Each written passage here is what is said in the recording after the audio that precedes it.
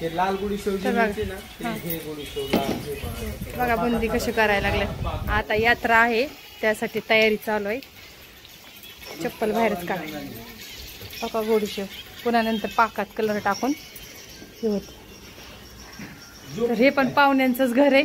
लग्नाला आलते तर म्हणले चला घरी काही येणं होत नाही काही नाही, आलोय असं. हे बघा ये तिथे आतमध्ये.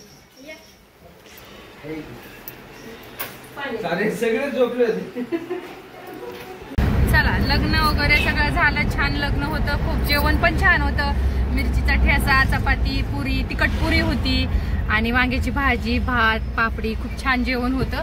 जेवण वगैरे झालं. लग्न झालं. सगळ्यांच्या गाठीपिटी झाली. सासू वगैरे सगळ्यांना सोडवलं, पोहोचवलं. आता आम्ही चाललोय बारामतीला. तर बारामतीला आहे बर्थडे यांच्या आत्याच्या मुलाच्या.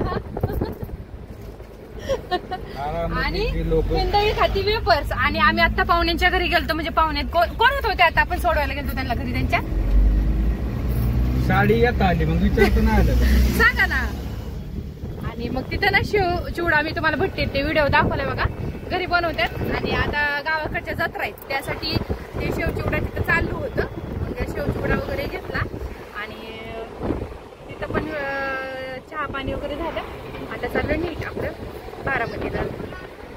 तर बारामतीचा बड्डे वगैरे झाला की डायरेक्ट घरी. उरी कांच्या शेटचा रुसवा काढला का नाही बघितलं का नाही. रुसले होते पण निघाला का बोलाकले बोलायला. आता काय मग हिंदवी का ती वेपर्स आत्याला सोडला आता तिथं वरकुट्यात.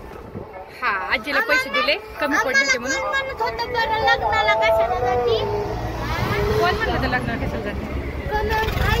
हा बापू ती लग्नाला कशाला जाते का म्हणते माहिती का.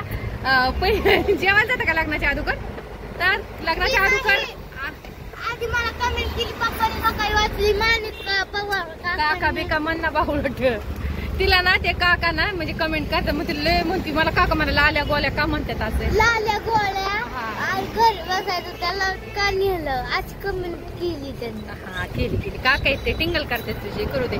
आणि लग्नाच्या अगोदर काय जेवायला करत माहिती का खूप गर्दी होती आणि त्यासाठी मग